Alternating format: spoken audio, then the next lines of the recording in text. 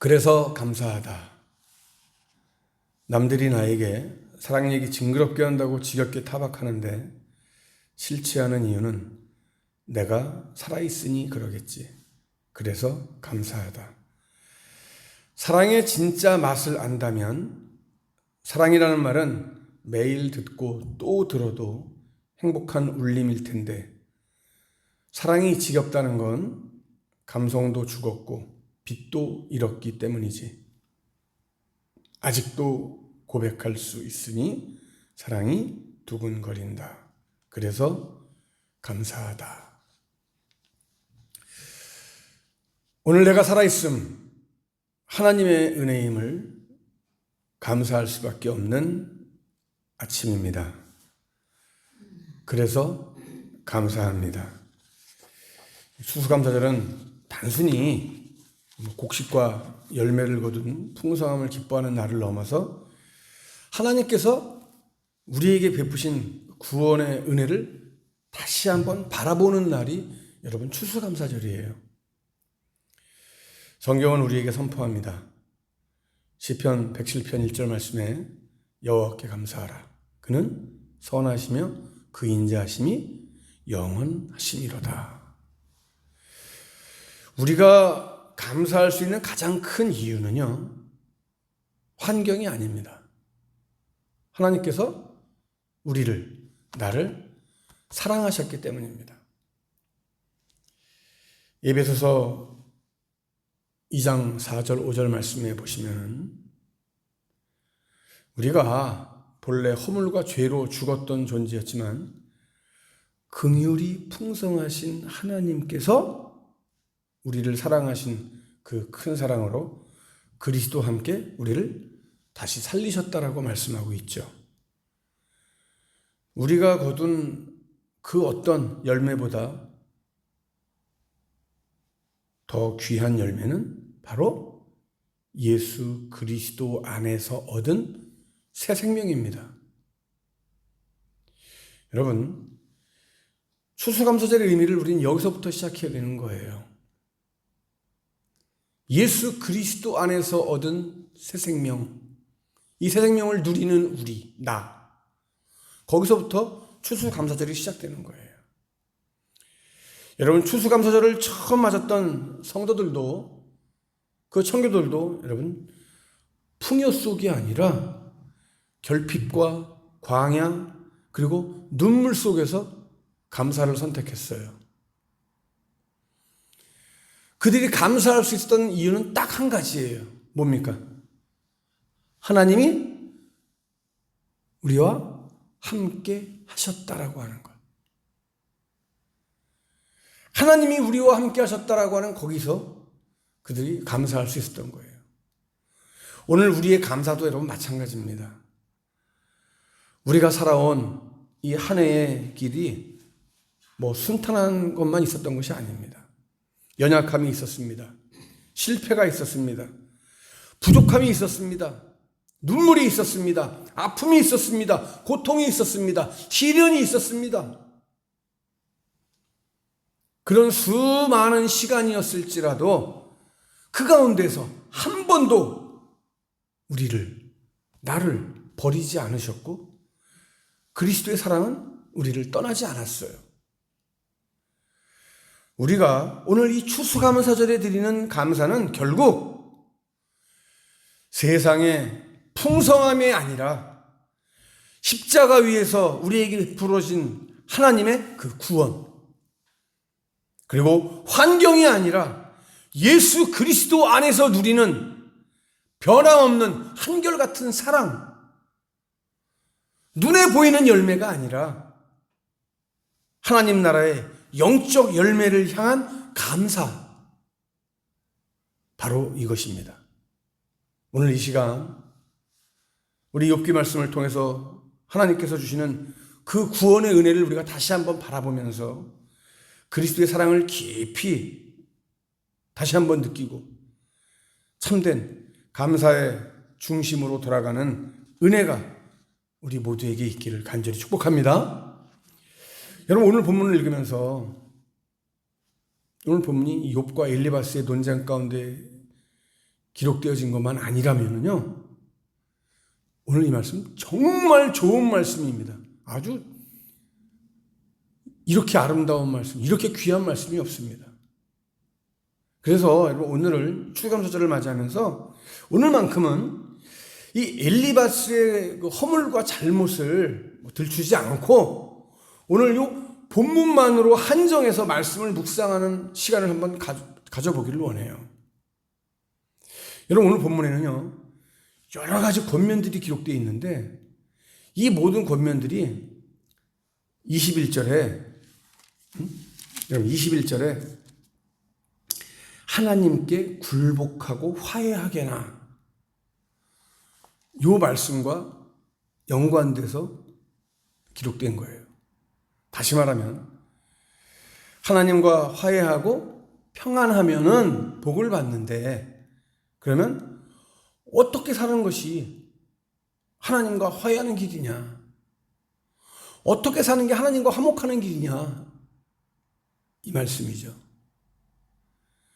여러분, 이 화해하는 길을 살펴보기 전에 우선 이 화해, 화목이 무엇인지를 알아야 돼요.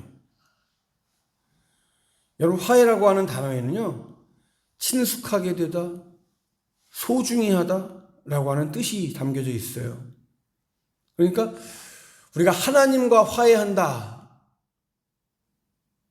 이 단어에는 하나님과 보다 친숙한 관계를 맺고 하나님을 더 소중히 여긴다는 겁니다. 자, 그러면 여러분께 물어봅니다. 여러분, 얼마나 하나님과 친숙하십니까? 또 여러분은 얼마나 하나님을 소중하고 귀하게 여기고 계십니까? 오늘 말씀에서 제시하는 이 몇 가지의 길을 우리가 걸어간다고 하면요, 분명 우리는 하나님과 화목하게 될 것이고, 그러므로 인해서 우리는 큰 복을 받게 될 겁니다. 여러분, 복을 받을 만한 자가 받게 돼 있는 게 복입니다. 성경은 우리에게 말씀하고 있잖아요. 그릇을 준비해라, 그릇을. 어떤 그릇이 될 것이냐. 여러분, 뭐 금그릇, 은그릇, 나무그릇, 질그릇, 그 재료가 문제가 아니라 그릇 안에 담을 것이 무엇이냐가 정말 중요한 거죠, 여러분. 금그릇을 오물통으로 사용한다면 그것은 오물통일 뿐인 거예요. 가치가 없는 거죠, 금그릇으로서의. 질그릇이라고 할지라도 여러분, 그 안에 어떤 것을 담느냐, 그 질그릇 안에 우리의 그 그릇이라고 하는 의미는 여러분 뭡니까? 우리 삶의 어떤 자세, 그죠? 준비, 태도 아닙니까? 그 안에 감사로 담고, 기쁨으로 담고, 하나님 주시는 평안으로 담고, 천국의 소망으로 담고, 하나님 주시는 사랑으로 담는다고 하면은 그 삶은 정말 아름답고 복된 삶이란 말이죠. 오늘 우리의 말씀을 통해서요, 화해의 길, 화목의 길이 무엇인지를 한번 깨닫고 오늘 추수감사절의 그 깊은 의미를 되새길 수 있는 은혜의 시간 되기를 간절히 축원합니다. 자, 화해의 길, 화목의 길, 그 첫 번째는요, 하나님의 입에서 교훈을 받고 그 말씀을 마음에 두는 겁니다. 여러분, 사람이 하나님과 화목하게 되지 못하는 가장 큰 원인이 어디 있느냐? 바로 하나님의 말씀을 따라서 살지 않기 때문에 그렇습니다. 그런 사람들은 항상 누가 주인이에요? 자기 자신이 주인이에요. 자기 자신이 주인이에요. 늘 자기 생각을 따라서 행동할 뿐만 아니라 하나님의 생각과 뜻이 무엇인지 알려고 하지도 않고 알고 싶어 하지도 않습니다. 하나님이 말씀하시는 대로 살려고 노력하지도 않아요. 여러분, 그러기에 하나님과 화목하려고, 하나님과 화해하려고 하는 사람이라고 한다면요, 그 무엇보다도 뭘 마음에 두어야 됩니까? 하나님의 말씀을 마음에 두어야 되는 거예요. 내 생각과 하나님의 말씀이 여러분 충돌할 때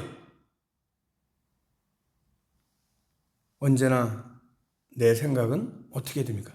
내려놓고 버리고 하나님의 생각을 존중하고 그 생각대로 따라가고자 하는 결단이 있어야 된다는 말씀이죠. 어떤 분들은 성공하기를 원하는데 성공하는 방법을 모르겠다라고 말하는 사람들이 있습니다. 여러분, 아주 쉬워요. 원초적인 해결 방법이 있어요.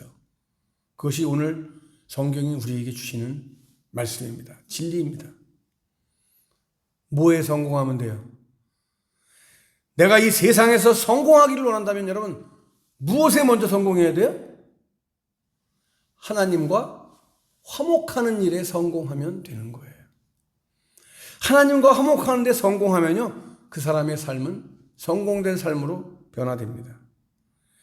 하나님을 마음에 모심으로 하나님과 일치되는 이러한 삶을 살아갈 때 성공은 이미 이루어진 것과 마찬가지예요.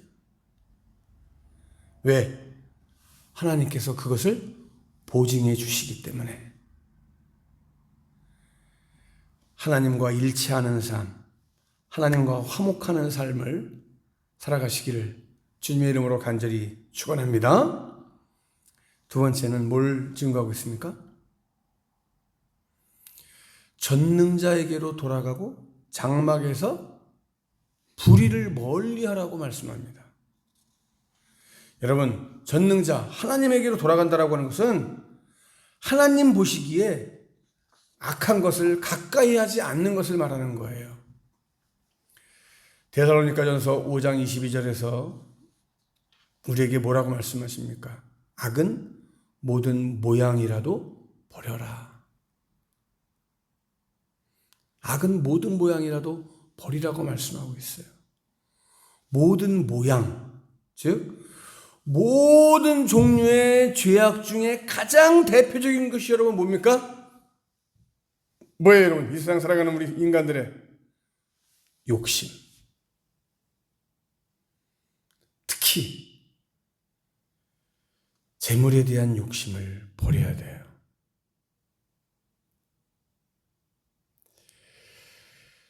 사람마다 가지고 있는 이 욕심 때문에, 그 욕심 때문에 망하는 것을 많이 봅니다. 예수님은 마가복음 4장 19절에서 세상의 모든 염려와 이 재물의 유혹과 또 다른 기타 욕심이 들어와서 우리 심령을 눈이 멀게 하고, 다시 말하면 말씀을 막아서 열매를 맺지 못하게 한다라고 하는 말씀을 우리에게 비유로 주고 계시지 않습니까?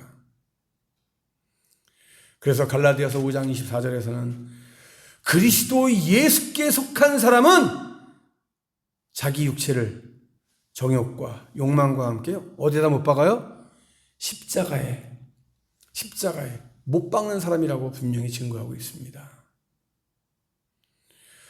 오늘 24절 말씀을 여러분 한번 보세요. 자네의 보물을 던져버리고 정금을 냇가 바위에 던져버리게나 그랬어요. 여러분, 우리가 살아가면서 정당한 노력으로 땀의 대가로 보물을 얻는다면 얼마나 좋겠습니까? 그런데 많은 사람들이요, 불법으로 보물과 금을 쟁취하려고 그래요. 노력하지 않고 뭔가 운으로, 재수로 남을 속여서 쟁취하려고 그래요. 여러분, 이것의 가장 저는 대표적인 그것이 저는요, 사람들의 집사랑, 부동산 사랑이라고 저는 생각을 해요. 여러분, 우리나라는 집이라고 하는 것이요, 더 이상 홈이 아니고 우리 가족들이 행복하고 편안하게 사랑을 누리면서 살아가는 그 홈이 아니라 그저 내 재산을 불리기 위한 투기거리, 투자거리가 되어버리고 만 지가 오래예요. 이거 부정할 수 있는 사람 저는 없다고 봐요. 뭐 이 세상을 살아가려면 당연히 그렇게 해야 되는 거지, 어쩔 수가 없지 라고 말하는 사람들도 있습니다. 그럼에도 불구하고 저는 끝까지 거기에 맞섭니다. 아닙니다. 집은 집이지, 집이 투자가 되는 것이, 투기가 될 수 없는 것이, 그게 성경적입니다. 그래서 내 집이 얼마 올랐나 거기에 일희일비해요. 주식이 얼마 올랐나 얼마 떨어졌나 거기에 일희일비해요. 재물의 욕심, 그거 다 쌓아놓고 쌓아놔서 뭐 하려고. 죽을 때 보니까 땡전 한 푼도 못 가져가던데. 자식에게 최소한의 유산을 남겨줘야 된다고 말하는 부모들도 저는 봅니다.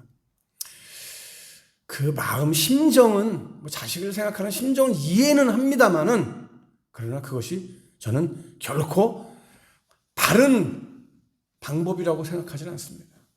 그것이 바로 자녀들에게 올바른 삶을 심어주는 방법이라고 생각하지 않습니다.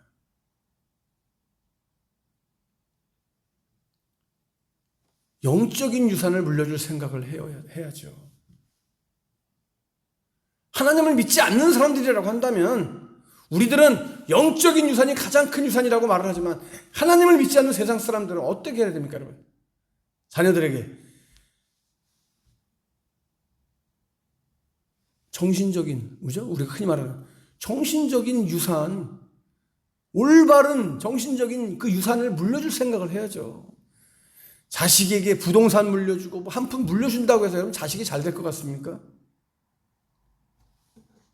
그렇지 않아요. 잘못돼도 한참 잘못된 이 세상입니다. 부모의 자식을 향한 사랑을 제가 무시하고 말씀드리는 것이 절대 아닙니다. 오해는 하지 마세요. 부모의 자식을 향한 사랑, 그 본질은 굉장히 너무너무 소중하고 귀한 겁니다.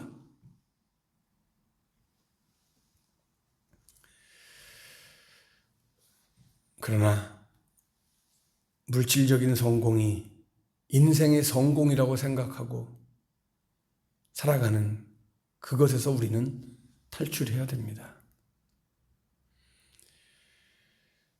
정욕과 욕망과 함께 예수 그리스도의 십자가에 못 박을 수 있는 사람,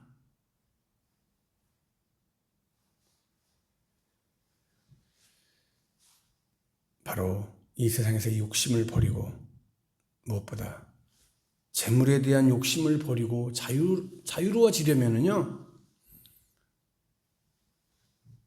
우리가 어떻게 살아야 되겠습니까? 하나님이 나의 주관자가 되시고 나의 전부라고 하는 이 신앙의 기본적인 자세가 나에게서 흔들리지 말아야 되겠죠.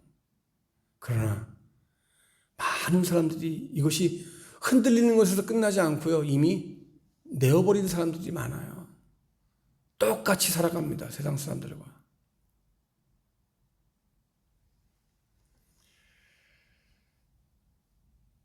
우리가 거기에서 벗어날 때 하나님께서 나의 보물이 되시고 나의 소중한 금과 은이 되시고 나의 전부가 되신다는 사실을 여러분 꼭 깨달으시기 바랍니다.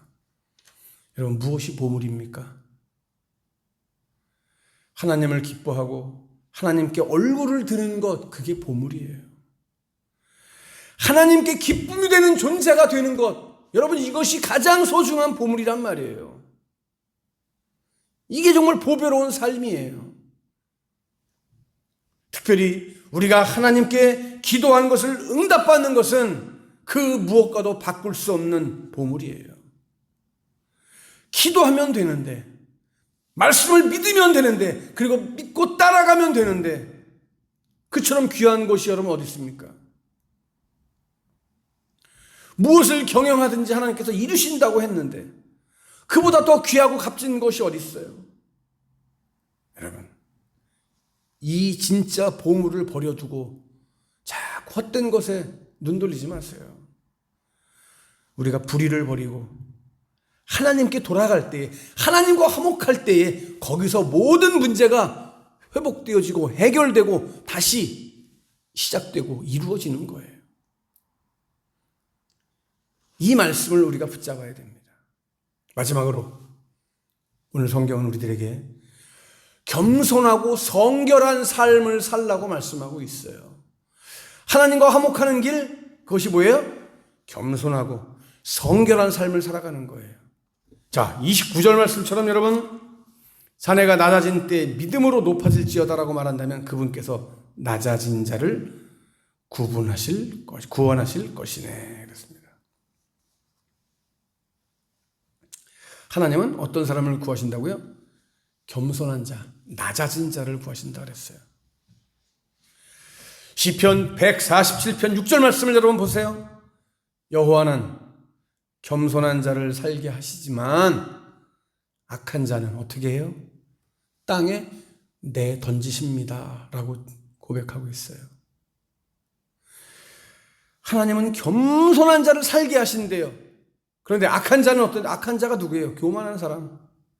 어떻게 해요? 땅에 내던진대요. 땅에 내던진대.